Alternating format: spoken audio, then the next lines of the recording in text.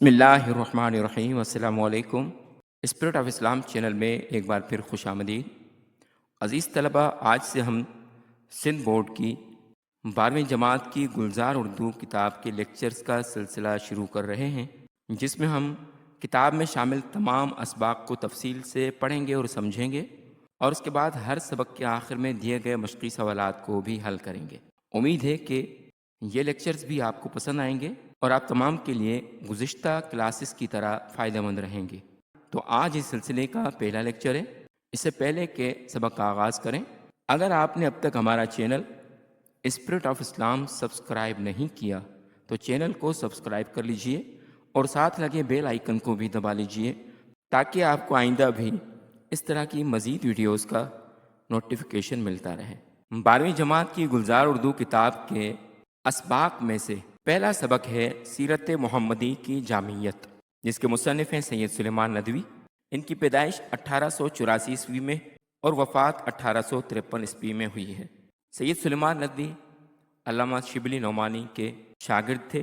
ان کی مشہور کتابوں میں تاریخ ارض القرآن، حیات شبلی، مقالات سلیمان، خطبات مدارس شامل ہیں، اور یہ سبق جو ہم پڑھنے جا رہے ہیں یہ خطبات مدارس سے لیا گیا ہے۔ عزیز طلبہ، اس سبق کا نام جس طرح سے میں نے آپ کو بتایا کہ سیرت محمدی کی جامعیت، سیرت کے معنی ہے راستہ یا کمپریہنسو، یعنی آپ صلی اللہ علیہ وآلہ وسلم کی سیرت تمام شعبوں سے تعلق رکھنے والے لوگوں کے لیے نمونہ عمل ہے۔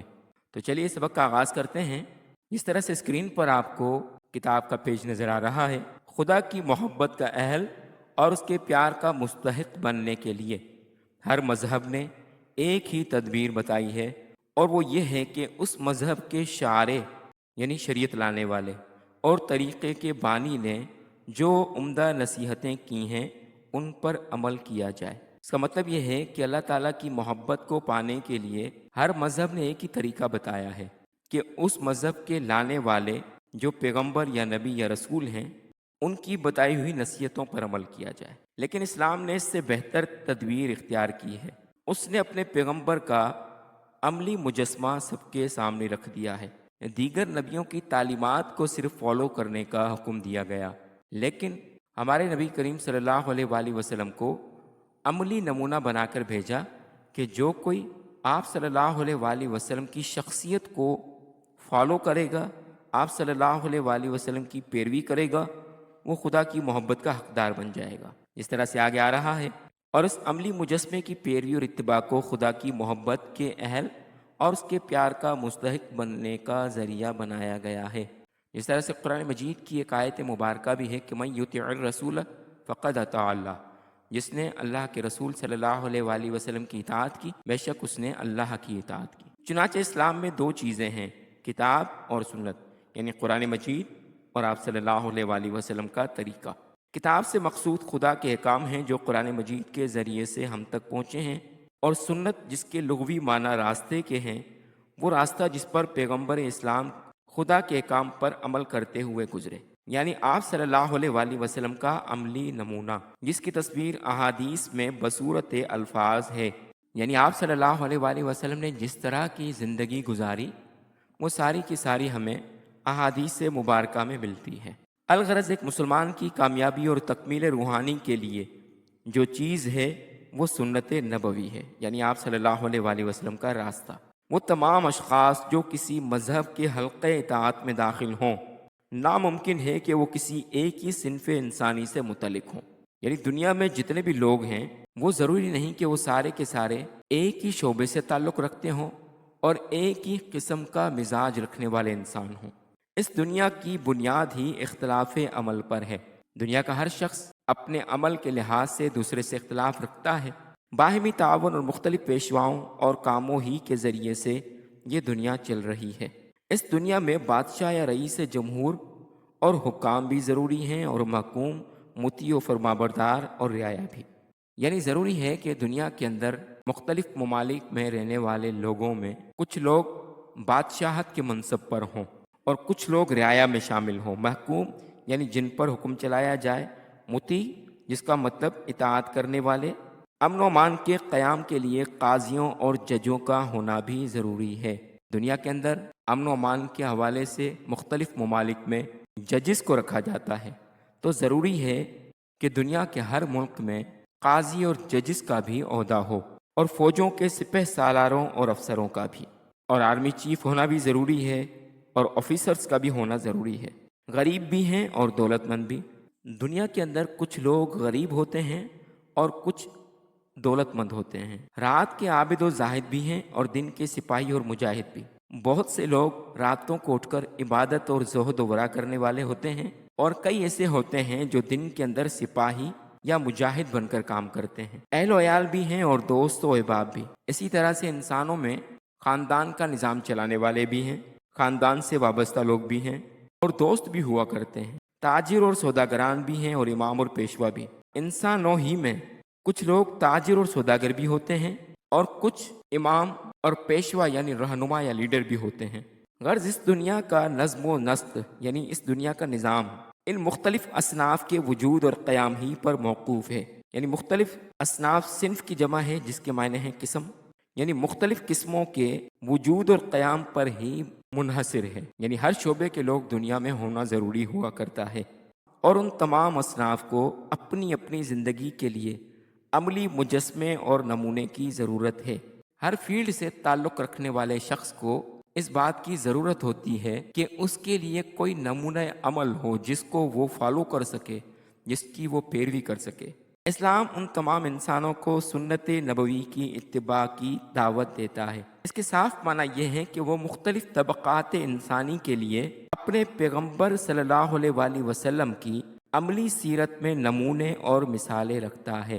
اسلام اسی وجہ سے تمام لوگوں کو سنت نبوی کی اتباع کی دعوت دیتا ہے، کیونکہ جتنے شعبے ہم پیچھے پڑھ کر آئے ان تمام شعبوں سے تعلق رکھنے والے لوگوں کے لیے نمونہ عمل ہمارے نبی کریم صلی اللہ علیہ وآلہ وسلم کی ذات میں موجود ہے۔ اسلام کے صرف اسی نظریے سے ثابت ہو جاتا ہے کہ پیغمبر اسلام کی سیرت میں جامعیت ہے، یعنی آپ صلی اللہ علیہ وآلہ وسلم کی سیرت ایک جامع حیثیت رکھتی ہے۔ جس طرح سے جامعہ یونیورسٹی کو کہا جاتا ہے، تو یونیورسٹی میں تمام شعبے ہوا کرتے ہیں۔ اسی طرح سے آپ صلی اللہ علیہ وآلہ وسلم کی سیرت اس لیے جامع ہے کہ آپ صلی اللہ علیہ وآلہ وسلم کی ذات میں تمام شعبوں سے تعلق رکھنے والوں کے لیے رول ماڈل موجود ہے، یعنی انسانوں کے ہر طبقے اور صنف کے لیے آپ صلی اللہ علیہ وآلہ وسلم کی سیرت پاک میں نصیحت پذیری اور عمل کے لیے درس اور سبق موجود ہے۔ ایک حاکم کے لیے محکوم کی زندگی، ایک محکوم کے لیے حاکم کی زندگی، ایک دولت مند کے لیے غریب کی زندگی اور ایک غریب کے لیے دولت مند کی زندگی کامل مثال اور نمونہ نہیں بن سکتی۔ یعنی ایک ملک کا بادشاہ ہے، ایک عام غریب شخص اس کے لیے نمونہ عمل اس لیے نہیں ہو سکتی کہ اس بادشاہ کو یا حکمران کو کیا پتا کہ غریب کی بھوک کیا ہوتی ہے، غربت کیا ہوتی ہے۔ اسی طرح سے دولت مند کو کیا خبر کہ غربت والی زندگی کس طرح سے گزاری جاتی ہے۔ تو دولت مند کے لیے کوئی غریب قابل اطاعت نہیں ہوا کرتا، قابل نمونہ نہیں ہوتا۔ اسی طرح سے بادشاہ کے لیے، حکمران کے لیے ایک رعایا میں سے تعلق رکھنے والا عام سا شخص قابل نمونہ نہیں ہوا کرتا۔ اس لیے ضروری ہے کہ عالمگیر اور دائمی پیغمبر کی زندگی ان تمام مختلف مناظر کے رنگ برنگ پھولوں کا گلدستہ ہو۔ اصناف انسانی کے بعد دوسری جامعیت خود ہر انسان کے مختلف لمحوں کے مختلف افعال کی ہے۔ اس کے بعد ہر انسان کی زندگی کے مختلف افعال ہیں، یعنی اس کی نشست و برخاست ہے، اس کا اٹھنا بیٹھنا ہے، اس کا چلنا پھرنا ہے۔ جس طرح سے آگے آ رہا ہے کہ ہم چلتے پھرتے بھی ہیں، تو چلنے پھرنے کے حوالے سے بھی آپ صلی اللہ علیہ وآلہ وسلم کی ذات میں رول ماڈل ہمیں ملتا ہے کہ راستے میں کس طرح سے چلنا چاہیے۔ اٹھتے بیٹھتے بھی ہیں، اٹھنے اور بیٹھنے کا طریقہ بھی آپ صلی اللہ علیہ وآلہ وسلم کی ذات میں ملتا ہے۔ کھاتے پیتے بھی ہیں، کھانا کس طرح سے چاہیے، پینا کس طرح سے چاہیے، یہ رول ماڈل بھی آپ صلی اللہ علیہ وآلہ وسلم کی ذات ہے۔ سوتے جاگتے بھی ہیں، ہنستے بھی ہیں۔ سونے کا طریقہ کیا ہونا چاہیے، اٹھنے کا طریقہ کیا ہونا چاہیے، ہنسنے کا طریقہ کیا ہونا چاہیے، اور رونے کا انداز کیا ہوا کرتا ہے، اس میں بھی آپ صلی اللہ علیہ وآلہ وسلم کی ذات ہر ایک کے لیے رول ماڈل ہے، رونے والے کے لیے بھی، ہنسنے والے کے لیے بھی۔ سیکھتے بھی ہیں، سکھاتے بھی ہیں، یعنی بحیثیت طالب علم سیکھتے بھی ہیں اور بحیثیت استاد سکھاتے بھی ہیں۔ کھاتے بھی ہیں اور کھلاتے بھی ہیں۔ ہم لوگوں کی دعوتوں میں بھی جاتے ہیں اور لوگوں کو انوائٹ بھی کرتے ہیں۔ احسان لیتے بھی ہیں اور کرتے بھی ہیں۔ کسی کا احسان کبھی ہمیں لینا بھی پڑ جاتا ہے اور کسی پر احسان کرتے بھی ہیں، اپنی جان دیتے بھی ہیں اور بچاتے بھی ہیں، لوگوں کی خاطر اپنی جان قربان کرنے کے لیے تیار بھی ہو جاتے ہیں اور لوگوں کی جان بچانا بھی پڑ جاتی ہے۔ عبادت و دعا بھی کرتے ہیں اور کاروبار بھی، مہمان بھی بنتے ہیں اور میزبان بھی۔ ہم کو ان تمام امور کے متعلق جو ہمارے مختلف افعال جسمانی سے تعلق رکھتے ہیں عملی نمونوں کی ضرورت ہے، جو ہم کو ہر نئی حالت کے پیش آنے میں ایک نئی ہدایت کا سبق اور نئی رہنمائی کا درس دیں۔ یعنی جتنے بھی افعال گزرے ان تمام کے لیے ہمیں ایک رول ماڈل کی ضرورت ہے، اور ہر فعل میں رول ماڈل آپ صلی اللہ علیہ وآلہ وسلم کی ذات ہے۔ غرض ایک ایسی شخصی زندگی جو ہر طائفہ انسانی اور ہر حالت انسانی کے مختلف مظاہر اور ہر قسم کے صحیح جذبات اور کامل اخلاق کا مجموعہ ہو، صرف محمد الرسول اللہ خاتم النبیین صلی اللہ علیہ وآلہ وسلم کی سیرت ہے۔ اور وہ کس طرح سے، آگے اس کے بارے میں آ رہا ہے کہ اگر دولت مند ہو تو مکے کے تاجر اور بحرین کے خزینہ دار کی تقلید کرو۔ یعنی اگر کوئی مالدار شخص ہے دنیا میں، اس کو رول ماڈل کی تلاش ہو تو آپ صلی اللہ علیہ وآلہ وسلم نے مکے میں رہ کر جو تجارت کی، حضرت خدیجۃ الکبریٰ رضی اللہ تعالی عنہا کے کاروبار، حضرت خدیجۃ الکبریٰ رضی اللہ تعالی عنہا کے امپورٹ ایکسپورٹ کے کاروبار کو سنبھالا، تو اگر دنیا میں کوئی دولت مند شخص ہے تو آپ صلی اللہ علیہ وآلہ وسلم بحیثیت تاجر اسے رول ماڈل نظر آئیں گے۔ اور اسی طرح سے بحرین سے مال غنیمت کے آنے کے بعد کس طرح سے لوگوں میں تقسیم کیا آپ صلی اللہ علیہ وآلہ وسلم نے، تو دولت مندوں کو یہاں سے یہ نمونہ عمل مل رہا ہے کہ اگر تمہارے پاس دولت آ جائے تو لوگوں میں تقسیم کرنے کا جذبہ تمہیں آپ صلی اللہ علیہ وآلہ وسلم کی ذات سے ملے گا۔ اگر غریب ہو تو شعب ابی طالب کے قیدی اور مدینے کے مہمان کی کیفیت سنو۔ شعب ابی طالب ایک گھاٹی تھی جہاں پر آپ صلی اللہ علیہ وآلہ وسلم کو لوگوں کی طرف سے سوشل بائیکاٹ کے بعد شعب ابی طالب میں قید ہونا پڑا، جہاں پر آپ کی زندگی بڑی غربت کے حالت میں گزری۔ آپ صلی اللہ علیہ وآلہ وسلم کو اپنے صحابہ کرام کے ساتھ درختوں کے پتے کھا کر گزارا کرنا پڑا۔ اسی طرح سے جب آپ صلی اللہ علیہ وآلہ وسلم مدینہ ہجرت کر کے گئے تو پیٹ پر پتھر باندھ کر گزارا کیا۔ تو غربت کی زندگی بھی اگر کسی کو نمونہ عمل کے طور پر دیکھنی ہو تو آپ صلی اللہ علیہ وآلہ وسلم کی ذات میں وہ رول ماڈل اسے ملے گا۔ اگر بادشاہ ہو تو سلطان عرب کا حال پڑھو۔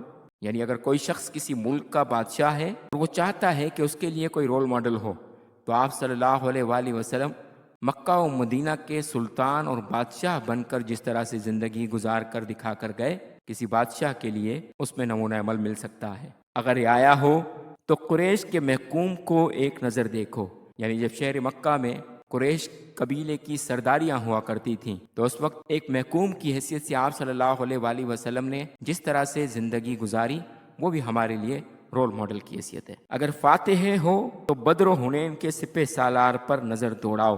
یعنی جس طرح سے آپ صلی اللہ علیہ وآلہ وسلم کو غزوہ بدر اور غزوہ حنین میں فتح نصیب ہوئی، تو اگر کوئی ملک کسی ملک پر فتح حاصل کر لیتا ہے تو فتح حاصل کرنے کے بعد اس کا طرز عمل کیا ہونا چاہیے، یہ طریقہ بھی آپ صلی اللہ علیہ وآلہ وسلم کی زندگی میں ملتا ہے۔ اگر تم نے شکست کھائی ہے تو مارکہ احد سے عبرت حاصل کرو۔ یعنی غزوہ احد میں جس طرح سے مسلمانوں کو ظاہری طور پر شکست ہوئی تھی، وہاں سے کسی شکست کھانے والے شخص کے لیے یا کسی شکست کھانے والے ملک کے لیے رول ماڈل آپ صلی اللہ علیہ وآلہ وسلم کی ذات ہے کہ اگر تمہیں شکست ہو جائے تو پھر تمہارا طرز عمل کیا ہونا چاہیے۔ اگر تم استاد اور معلم ہو تو صفہ کی درس گاہ کے معلم قدس کو دیکھو۔ یعنی بحیثیت ٹیچر اگر کوئی شخص چاہتا ہے کہ اس کے لیے رول ماڈل ملے، کہ اسے کوئی رول ماڈل ملے، تو آپ صلی اللہ علیہ وآلہ وسلم اصحاب صفہ کو، جو کہ مدینہ طیبہ میں آپ صلی اللہ علیہ وآلہ وسلم کے پاس دین کا علم حاصل کرنے کے لیے رہا کرتے تھے، ان کے ساتھ آپ صلی اللہ علیہ وآلہ وسلم نے بحیثیت استاد کس طرح سے شفقت کا برتاؤ کیا، یہ رول ماڈل ایک ٹیچر کی حیثیت سے وہاں سے ملتا ہے۔ اگر شاگرد ہو تو روح الامین کے سامنے بیٹھنے والے پر نظر جماؤ۔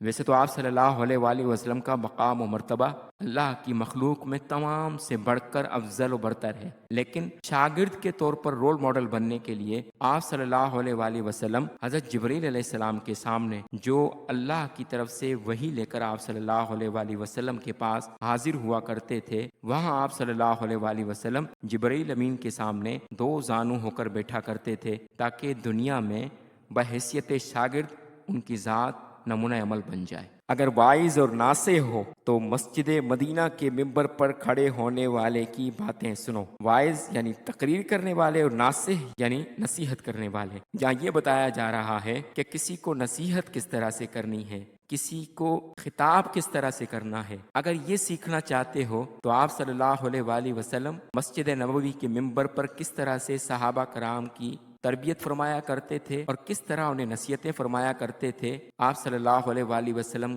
کی زندگی وہاں سے نمونہ عمل کے طور پر ہمیں ملتی ہے۔ اگر تم حق کی نصرت کے بعد اپنے دشمنوں کو زیر اور مخالفوں کو کمزور بنا چکے ہو تو فاتح مکہ کا نظارہ کرو۔ عام طور پر ہوتا یہ ہے کہ بندہ جب فتح حاصل کر لیتا ہے تو طاقت کے آنے کے بعد اپنے دشمنوں کا صفایا کرتا ہے، اپنے دشمنوں سے انتقام لیتا ہے، اپنے دشمنوں سے بدلہ لیتا ہے، لیکن یہاں آپ صلی اللہ علیہ وآلہ وسلم کا طرز عمل بحیثیت فاتح کے طور پر پیش کیا جا رہا ہے کہ آپ صلی اللہ علیہ وآلہ وسلم پر ایک زمانہ وہ تھا کہ مکہ آپ کو مجبوراً چھوڑنا پڑا اور راتوں رات آپ کو مجبوراً مکہ سے ہجرت کر کے مدینہ جانا پڑا۔ پھر وہ وقت آیا کہ 8 ہجری میں جب مکہ فتح ہوا تو آپ صلی اللہ علیہ وآلہ وسلم کے سامنے بڑے بڑے دشمن موجود تھے۔ کچھ وہ تھے جنہوں نے آپ صلی اللہ علیہ وآلہ وسلم کے اہل بیت کو تکلیفیں دی تھیں، کچھ وہ تھے جنہوں نے آپ صلی اللہ علیہ وآلہ وسلم کے صحابہ کو تکالیف دی تھیں، کچھ وہ تھے جنہوں نے آپ صلی اللہ علیہ وآلہ وسلم کی ذات کو تکلیفیں دی تھیں، لیکن جب مکہ فتح ہوا تو آپ صلی اللہ علیہ وآلہ وسلم نے ان تمام دشمنوں کے ساتھ طاقت کے حاصل ہونے کے باوجود جو رویہ اپنایا وہ تاریخ میں رہتی دنیا تک ہمارے لیے نمونہ عمل ہے کہ آپ صلی اللہ علیہ وآلہ وسلم نے تمام دشمنوں کے لیے عام معافی کا اعلان کیا اور فرمایا کہ لا تثریب علیکم اليوم وانتم الطلقاء، کہ آج کے بعد تم سب آزاد ہو اور تمہیں کچھ نہیں کہا جائے۔ تو یہ محبت اور یہ انتقام لینے کی طاقت رکھنے کے باوجود معافی کا عام اعلان، یہ آپ صلی اللہ علیہ وآلہ وسلم کی ذات ہی کا خاصہ ہے۔ آگے فرماتے ہیں کہ اگر اپنے کاروبار اور دنیاوی جدوجہد کا نظم و نسق درست کرنا چاہتے ہو تو بنی نذیر، خیبر اور فدق کی زمینوں کے مالک کے کاروبار اور نظم و نسق کو دیکھو، یعنی کاروبار میں کس طرح کا ڈسپلن ہونا چاہیے، یہ آپ صلی اللہ علیہ وآلہ وسلم نے کر کے دکھایا۔ اگر یتیم ہو تو عبداللہ و آمنہ کے جگر گوشے کو نہ بھولو، یعنی بحیثیت یتیم آپ صلی اللہ علیہ وآلہ وسلم نے کس طرح صبر سے زندگی گزاری کہ آپ کا نہ کوئی بھائی تھا نہ کوئی بہن تھی اور آپ کے ماں باپ آپ کے جوان ہونے سے پہلے دنیا سے جا چکے تھے، تو اگر کسی یتیم کو رول ماڈل دیکھنا ہے تو آپ صلی اللہ علیہ وآلہ وسلم کی سیرت کا مطالعہ کریں۔ اگر بچے ہو تو حلیمہ سعدیہ کے لاڈلے بچے کو دیکھو، اگر تم جوان ہو تو مکے کے ایک چرواہے کی سیرت پڑھو۔ آپ صلی اللہ علیہ وآلہ وسلم نے کس طرح مکے میں رہ کر، کس طرح سے مکے میں پاک دامنی کے ساتھ اپنی جوانی گزاری اور بکریاں چرا کر دکھایا۔ اگر سفری کاروبار میں ہو تو بصرہ کے کاروان سالار کی مثالیں ڈھونڈو، یعنی آپ صلی اللہ علیہ وآلہ وسلم نے بصرہ کا جو سفر کیا اس میں کس طرح سے آپ صلی اللہ علیہ وآلہ وسلم نے لوگوں کے ساتھ کاروبار کیا کہ لوگ آپ صلی اللہ علیہ وآلہ وسلم کی ایمانداری سے متاثر ہوئے بغیر نہیں رہ سکے۔ اگر عدالت کے قاضی اور پنچایتوں کے ثالث ہو تو کعبے میں نور آفتاب سے پہلے داخل ہونے والے ثالث کو دیکھو جو حجر اسود کو کعبے کے ایک گوشے میں کھڑا کر رہا ہے، یعنی بحیثیت قاضی، بحیثیت جج اور برادری کے فیصلے کرنے والے کی حیثیت سے۔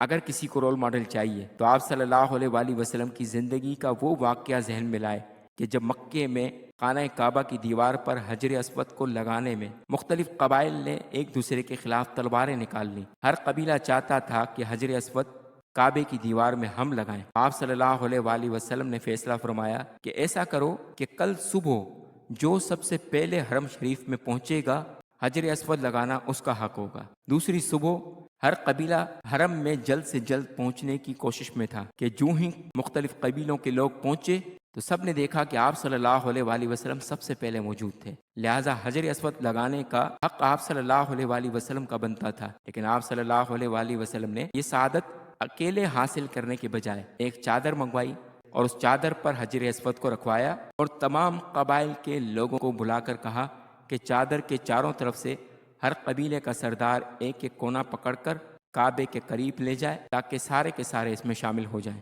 پھر آپ صلی اللہ علیہ وسلم نے اپنے ہاتھوں سے حجر اسود کو کعبے کی دیوار میں لگایا۔ تو یہاں سے پتہ چلتا ہے کہ برادریوں کے فیصلے اور عدالتوں کے فیصلے کس طرح سے کیے جاتے ہیں۔ مدینے میں کچی مسجد کے صحن میں بیٹھنے والے منصف کو دیکھو، یعنی انصاف کرنے والے کو دیکھو، جس کی نظر انصاف میں شاہ و گدا یعنی بادشاہ ہو یا فقیر اور امیر و غریب برابر تھے۔ آپ صلی اللہ علیہ وسلم کی بارگاہ میں انصاف کے معاملے میں تمام لوگ برابر تھے۔ اگر تم بیویوں کے شوہر ہو تو خدیجہ اور عائشہ رضی اللہ تعالیٰ عنہما کے مقدس شوہر کی حیات پاک کا مطالعہ کرو، یعنی اگر کوئی شوہر ہے اور وہ چاہتا ہے کہ رول ماڈل کے طور پر کسی شخصیت کو میں فالو کروں تو آپ صلی اللہ علیہ وسلم کی سیرت کو پڑھ لے کہ کس طرح سے آپ صلی اللہ علیہ وسلم نے حضرت خدیجہ کے ساتھ محبت کا رشتہ نبھایا، کہ آپ صلی اللہ علیہ وسلم جب کبھی جانور ذبح کرتے تو حضرت خدیجہ رضی اللہ تعالی عنہا کے وصال کے بعد ان کی سہیلیوں کو بھیجا کرتے تھے کہ فلاں فلاں میری خدیجہ کی سہیلی ہے، لہٰذا گوشت پہلے اسے پہنچا کر آؤ۔ اسی طرح سے حضرت عائشہ صدیقہ رضی اللہ تعالی عنہا سے اس طرح سے محبت کا رشتہ نبھایا کہ نبیوں کے سردار ہونے کا منصب ہونے کے باوجود آپ صلی اللہ علیہ وسلم حضرت عائشہ صدیقہ رضی اللہ تعالی عنہا کے ساتھ دوڑ کر مقابلہ کیا کرتے تھے اور کبھی جان بوجھ کر ان سے ہار جایا کرتے تھے، کبھی جیت جایا کرتے، اور گھر کے کاموں میں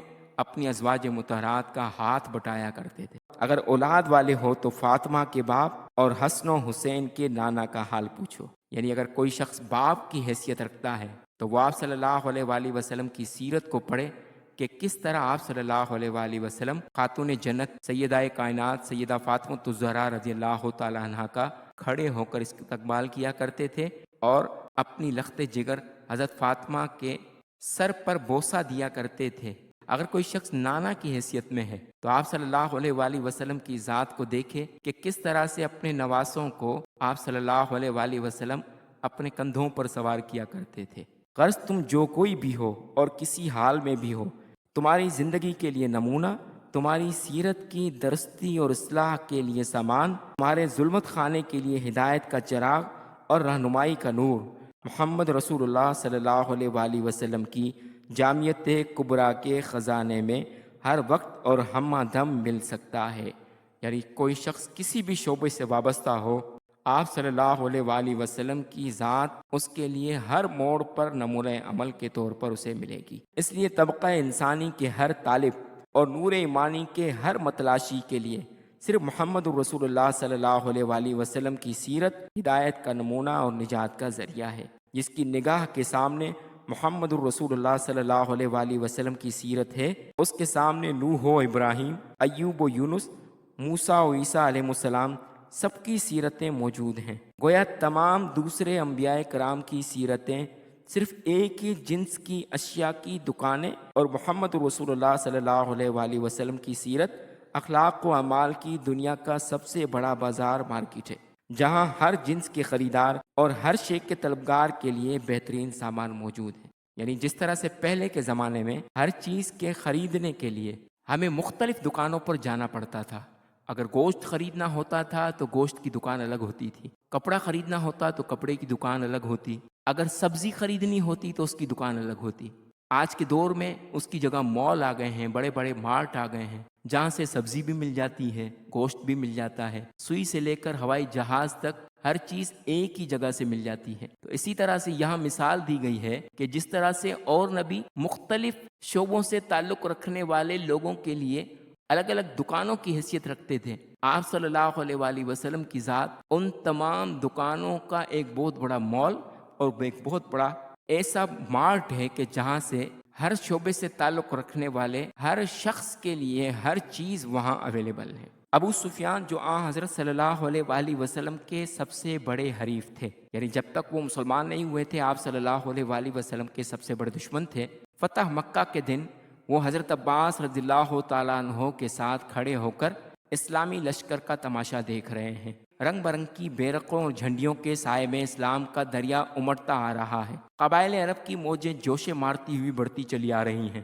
ابو سفیان کی آنکھیں اب بھی دھوکہ کھاتی ہیں۔ وہ حضرت عباس سے کہتے ہیں، عباس تمہارا بھتیجا تو بڑا بادشاہ بن گیا۔ عباس رضی اللہ تعالیٰ کی آنکھیں کچھ اور ہی دیکھ رہی تھیں۔ فرمایا، ابو سفیان یہ بادشاہی نہیں نبوت ہے۔ یعنی آپ صلی اللہ علیہ وآلہ وسلم جب 8 ہجری میں مکہ فتح کرنے کے لیے اپنے صحابہ کرام کے ساتھ تشریف لا رہے تھے اور صحابہ کرام کا لشکر مختلف جھنڈوں کے ساتھ آ رہا تھا، تو ابو سفیان جو اس وقت تک مسلمان نہیں ہوئے تھے وہ یہ سمجھے کہ اب انہیں بادشاہت مل گئی ہے، تو انہوں نے آپ صلی اللہ علیہ وآلہ وسلم کے چچا حضرت عباس سے کہا کہ تمہارا بھتیجا تو بادشاہ بن گیا ہے۔ تو حضرت عباس نے کہا، یہ بادشاہت نہیں نبوت ہے، یعنی تم مکہ کو فتح کرنا صرف سمجھ رہے ہو۔ محمد رسول اللہ صلی اللہ علیہ وآلہ وسلم نے مکہ کو فتح نہیں کر لیا بلکہ لوگوں کے دلوں کو فتح کر لیا ہے، اور یہی ان کے نبی ہونے کی نشانی ہے۔ عدی بن حاتم قبیلہ طے کے رئیس مشہور حاتم طائی کے فرزند تھے۔ تاریخ میں ایک بہت بڑا نام حاتم طائی کا گزرا ہے جو بہت بڑے مالدار اور سخی مانے جاتے تھے۔ ان کے بیٹے کا نام عدی بن حاتم تھا اور وہ مذہباً عیسائی تھے۔ وہ حضور صلی اللہ علیہ وآلہ وسلم کے دربار میں آتے ہیں۔ صحابہ کی عقیدت مندیوں اور جہاد کا ساز و سامان دیکھ کر ان کو اس فیصلے میں دقت ہوتی ہے کہ محمد صلی اللہ علیہ وآلہ وسلم بادشاہ ہیں یا پیغمبر۔ دفعتاً مدینے کی ایک غریب لونڈی آ کر کھڑی ہوتی ہے اور کہتی ہے کہ حضور سے کچھ عرض کرنا ہے۔ فرماتے ہیں، دیکھو مدینے کی جس گلی میں کہو میں تمہاری باتیں سن سکتا ہوں۔ یہ کہہ کر اٹھ کھڑے ہوتے ہیں اور اس کی حاجت پوری کرتے ہیں۔ یعنی عدی بن حاتم، انہوں نے دیکھا کہ آپ صلی اللہ علیہ وآلہ وسلم مسجد نبوی میں صحابہ کرام کے ساتھ جہاد کے سامان سمیت موجود ہیں، تو اس کا خیال یہ تھا کہ یہ بادشاہ ہے۔ لیکن جب ایک عام سی عورت آپ صلی اللہ علیہ وآلہ وسلم کے پاس کسی کام کے لیے حاضر ہوتی ہے تو آپ صلی اللہ علیہ وآلہ وسلم اس عام سی عورت کے لیے کھڑے ہو جاتے ہیں اور فرماتے ہیں کہ جہاں کہو میں تمہارے ساتھ چلنے کو تیار ہوں، جو کوئی کام تمہیں ہے مجھے بتاؤ، میں تمہارا کام کرنے کے لیے تیار ہوں۔ اس ظاہری جاہ و جلال کے پردے میں یہ عجز، یہ خاکساری یعنی یہ عاجزی اور یہ نیاز مندی، یہ تواضع دیکھ کر عدی کی آنکھوں کے سامنے سے پردہ ہٹ جاتا ہے۔ یعنی تھوڑی دیر پہلے وہ اسلحہ اور صحابہ کرام کا لشکر دیکھ کر آپ صلی اللہ علیہ وآلہ وسلم کو بادشاہ سمجھ رہے تھے، لیکن جب عاجزی اور انکساری کا عالم دیکھا تو وہ فوراً حیران ہو جاتے ہیں اور وہ دل میں فیصلہ کر لیتے ہیں کہ یقیناً پیغمبرانہ شان ہے، کہ یقیناً یہ بادشاہت والا مزاج نہیں بلکہ یہ پیغمبروں والا انداز ہے۔ فوراً گلے سے صلیب اتار دیتے ہیں، یعنی وہ جو عیسائیوں کے گلے میں صلیب ہوا کرتی ہے وہ فوراً اتار کر پھینک دیتے ہیں اور محمد رسول اللہ صلی اللہ علیہ وآلہ وسلم کا حلقہ اطاعت اپنی گردن میں ڈال لیتے ہیں، یعنی آپ صلی اللہ علیہ وآلہ وسلم کا کلمہ پڑھ لیتے ہیں اور ان کی غلامی میں آ جاتے ہیں۔ اب آؤ ذرا عرب کے اس امی معلم کی درس گاہ کا مطالعہ کریں۔ امی کا مطلب ہے ان پڑھ۔ آپ صلی اللہ علیہ وآلہ وسلم کا لقب امی اس حوالے سے ہے کہ آپ صلی اللہ علیہ وآلہ وسلم کسی انسان کے شاگرد نہیں تھے بلکہ اللہ نے انہیں پڑھایا تھا۔ تو آپ صلی اللہ علیہ وآلہ وسلم کے حلقہ درس میں کس کس طرح کے لوگ ہوا کرتے تھے؟ یہ کون طالب علم ہیں؟ یہ ابو بکر و عمر، علی و عثمان، طلحہ و زبیر رضی اللہ عنہم، مکے کے قریشی طالب علم ہیں۔ یہ کون ہیں؟ ابو ذر اور انس ہیں۔ یہ مکے سے باہر تہامہ کے غفاری قبیلے کے ہیں، یعنی کہیں قریش کے قبیلے کے صحابہ کرام ہیں تو کہیں تہامہ کے غفاری قبیلے کے شاگرد ہیں۔ یہ کون ہیں؟ یہ ابو ہریرہ اور طفیل بن عمر ہیں۔ عزیز طلبہ، جب کسی نام میں عمر لفظ کے ساتھ واو لکھا ہو تو اسے عمرو نہیں پڑھیں گے بلکہ عمر پڑھیں گے، اور جب رے کے بعد واو نہ لکھا ہو تو وہاں اسے عمر پڑھیں گے۔ تو یہاں یہ عمر ہے، عمرو نہیں ہے، تو یہاں طفیل بن عمر پڑھیں گے، طفیل بن عمرو نہیں پڑھیں گے۔ یمن سے آئے ہیں اور دوسی قبیلے کے ہیں۔ یہ کون ہیں؟ یہ ابو موسیٰ اشعری اور معاذ بن جمل ہیں۔ یہ بھی یمن سے آئے ہیں اور دوسرے قبیلوں کے ہیں۔ یہ کون ہیں؟ یہ زماد بن سالبہ ہیں، قبیلہ ازد کے ہیں۔ یہ کون ہیں؟ یہ خباب بن الارس تمیم کے ہیں، قبیلہ تمیم کے ہیں۔ یہ منقذ بن حبان اور منذر بن عائز ہیں، عبد القیس کے قبیلے کے ہیں اور بحرین سے آئے ہیں۔ یہ عبید و جعفر عمان کے رئیس ہیں۔ یہ فروہ ہیں۔ یہ معان یعنی حدود شام کے رہنے والے ہیں۔ یہ کالے کالے کون ہیں؟ یہ بلال ہیں ملک حبش والے۔ یہ کون ہیں؟ یہ صہیب رومی کہلاتے ہیں۔ یہ کون ہیں؟ یہ ایران کے سلمان فارسی ہیں۔ یہ فیروز دیلمی ہیں۔ یہ سیبخت اور مرقبود ہیں، نسلاً ایرانی ہیں۔ یعنی یہاں پر یہ بتایا گیا ہے کہ مختلف قبیلوں اور مختلف ملکوں اور مختلف علاقوں سے تعلق رکھنے والے آپ صلی اللہ علیہ وآلہ وسلم کے حلقہ درس میں بحیثیت طالب علم آیا کرتے تھے۔ حدیبیہ کی صلح 6 ہجری میں وہ عہد نامہ مرتب کراتی ہے جو اسلام کا عین منشا ہے۔ یعنی 6 ہجری میں آپ صلی اللہ علیہ وآلہ وسلم نے ایک ایگریمنٹ کیا تھا جسے صلح حدیبیہ کے نام سے یاد کیا جاتا ہے۔ یعنی قریش اور مسلمان دونوں فریق جنگ موقوف کریں اور مسلمان جہاں چاہیں اپنے مذہب کی دعوت دیں۔ اس دلخواہ کامیابی کے بعد پیغمبر اسلام علیہ السلام نے کیا کیا؟ اسی سال 6 ہجری میں تمام قوموں کے سلاطین یعنی بادشاہ اور عمراء کے نام دعوت عام کے خطوط بھیجے۔ یعنی مختلف ملکوں کے بڑے بڑے سلاطین سلطان کی جمع ہے، سلطان کے معنی ہے بادشاہ، بڑے بڑے حکمران، اور امیر کے معنی بھی بڑے بڑے حکمران۔ یعنی صلح حدیبیہ کا جب ایگریمنٹ ہوا تو اس سے فائدہ یہ ہوا کہ آپ صلی اللہ علیہ وآلہ وسلم نے اپنی دعوت تبلیغ کو بڑھا دیا اور مختلف ممالک کے بڑے بڑے بادشاہوں اور امیروں کو خطوط لکھے اور ان کو خدا کا پیغام پہنچایا۔ دیہا کلبی ہرقل کیسر روم کی بارگاہ میں گئے، عبداللہ ابن حذیفہ سہمی خسرو پرویز شہنشاہ ایران کے دربار میں گئے، حاتب بن ابی بلتا مقوقس عزیز مصر کے ہاں گئے، عمر بن امیہ حبش کے بادشاہ نجاشی کے پاس گئے، شجاع بن وہب الاسدی شام کے رئیس حارث غسانی اور سلید بن عمر روسا یمامہ کے درباروں میں گئے۔ پیغمبر اسلام کے خطوط لے کر جاتے ہیں کہ محمد صلی اللہ علیہ وآلہ وسلم کی درسگاہ میں داخلے کا اذن عام ہے۔ یعنی آپ صلی اللہ علیہ وآلہ وسلم کی بارگاہ میں جو کوئی آنا چاہے اسے اذن عام ہے، عام اجازت ہے۔ دوستو، اگر تم مطالعہ فطرت کے بعد یقین رکھتے ہو کہ یہ دنیا انسانی مزاجوں اور انسانی صلاحیتوں اور استعدادوں کے اختلاف کا نام ہے، تو یقین کرو کہ محمد رسول اللہ صلی اللہ علیہ وآلہ وسلم کی جامع شخصیت کے سوا اس کا کوئی آخری اور دائمی اور عالمگیر رہنما نہیں ہو سکتا۔ یعنی جب ہم اس بات کو مانتے ہیں کہ پوری دنیا میں مختلف قسموں کے انسان اور مختلف شعبوں سے تعلق رکھنے والے انسان ہوتے ہیں، تو ان تمام مختلف انسانوں کے لیے نمونۂ عمل کے طور پر اگر کوئی ذات ہے تو آپ صلی اللہ علیہ وسلم کی ذات ہے۔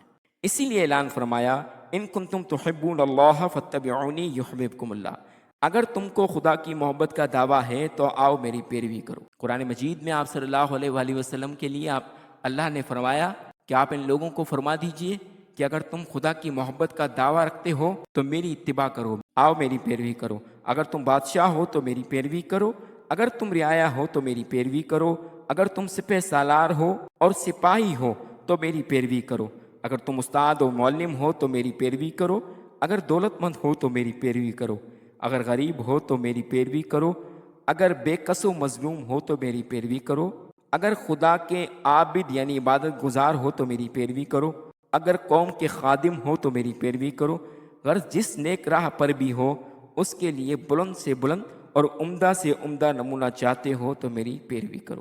یعنی آپ صلی اللہ علیہ وآلہ وسلم کی ذات ان تمام شعبوں سے تعلق رکھنے والے لوگوں کے لیے پیروی کے لیے کامل ترین ہستی ہیں۔ عزیز طلبہ، امید ہے کہ آج کا لیکچر آپ کو پسند آیا ہوگا۔ اس سبق کے مشقی سوالات انشاءاللہ ہم اگلی ویڈیو میں لے کر آئیں گے۔ اس سبق کے حوالے سے اگر آپ کے ذہن میں کوئی سوال ہو تو کمنٹ سیکشن میں آپ ہم سے پوچھ سکتے ہیں۔ عزیز طلبہ، امید ہے کہ آپ کو آج کا لیکچر پسند آیا ہوگا۔ اگر آپ کو لیکچر پسند آیا تو چینل کو سبسکرائب کر لیجئے اور بیل آئیکن کو بھی دبا لیجئے تاکہ آپ کو آئندہ بھی اس طرح کے مزید لیکچرز ملتے رہیں۔ ملتے ہیں اگلے لیکچر میں، تب تک والسلام علیکم ورحمۃ اللہ وبرکاتہ۔